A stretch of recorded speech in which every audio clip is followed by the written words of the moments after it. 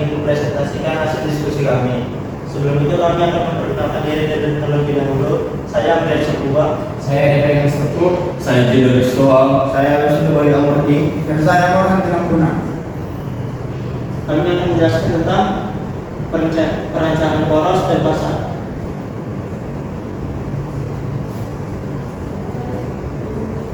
Pengenalan poros dan pasar. Poros merupakan komponen mekanik berbentuk silinder yang berfungsi sebagai rotasi. Ia berfungsi untuk memindahkan daya atau gerakan rotasi. Pasar adalah komponen kecil yang digunakan untuk mengunci atau menahan komponen lainnya. Pasar biasanya berbentuk silinder atau kerucut. Komponen utama poros.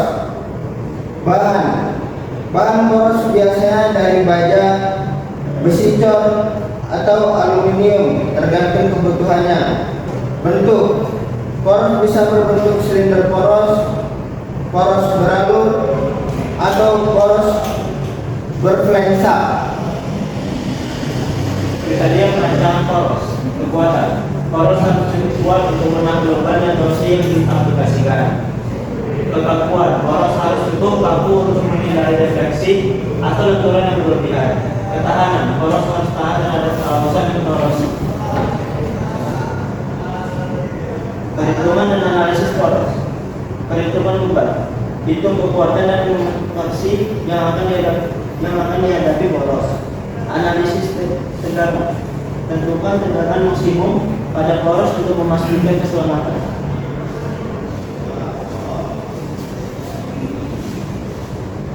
Pengenalan tentang pasar. Satu, fungsinya pasar mencegah komponen yang berputar pada poros. Ia mencegah slip.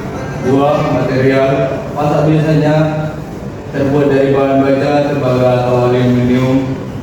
Tiga, bentuk. Pasar bisa berbentuk silinder, kerucut, atau persegi.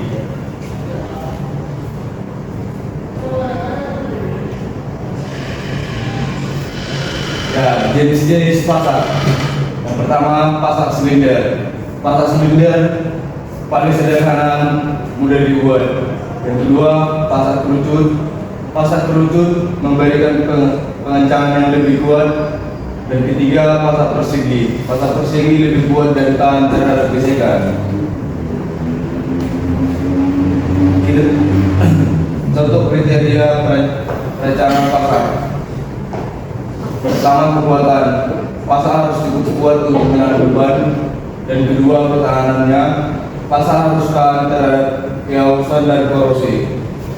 Tiga, kecepatan. Pasar harus pas dengan poros dan lubang. Perhitungan dan analisis pasar. Satu, gaya gesekan. Hitung gaya gesekan yang terjadi antara pasar dan poros. Dua, tegangan geser. Tentukan tegangan geser maksimum pada pasar. Kesimpulannya, perencanaan poros dan pasar sangat penting dalam berbagai mesin dan sistem mekanis. Pemilihan material yang tepat, dimensi yang akurat, dan analisis kekuatan yang teliti akan memastikan kinerja dan ketahanan komponen. Mengenal kopling tetap dan tidak tetap.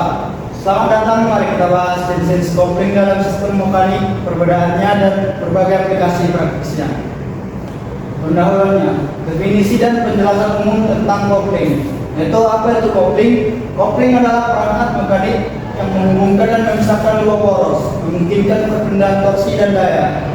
Dan jenis kopling dapat dibedakan menjadi dua kategori utama, yaitu kopling tetap dan kopling tidak tetap. Satu, kopling tetap. Kopling tetap dapat didefinisi menjadi seperti namanya, menghubungkan dua poros secara permanen. Seperti contohnya dalam mesin mobil, poros engkol dihubungkan dengan transmisi melalui kopling tetap. Karakteristik dan aplikasi kopling tetap yaitu ada kekuatan yang mampu menahan torsi tinggi tanpa slip, kecepatan transfer daya yang efisien tanpa kehilangan kecepatan, dan aplikasi mesin berat sistem transmisi dan aplikasi dengan torsi tinggi. Keuntungan kopling tetap yaitu adanya efisiensi yang menghilangkan slip dan memaksimalkan transfer daya, dan keandalan konstruksi sederhana dan tahan lama, dan itu juga biaya relatif murah dibandingkan dengan jenis kopling lainnya. Keterbatasan kopling tetap yaitu 1. Kekakuan tidak dapat menyerap kejutan atau getaran. 2. Keselarasan membutuhkan keselarasan sempurna antara poros, dan yang ketiga pemeliharaan yaitu perawatan berkala diperlukan untuk mencegah kehausan.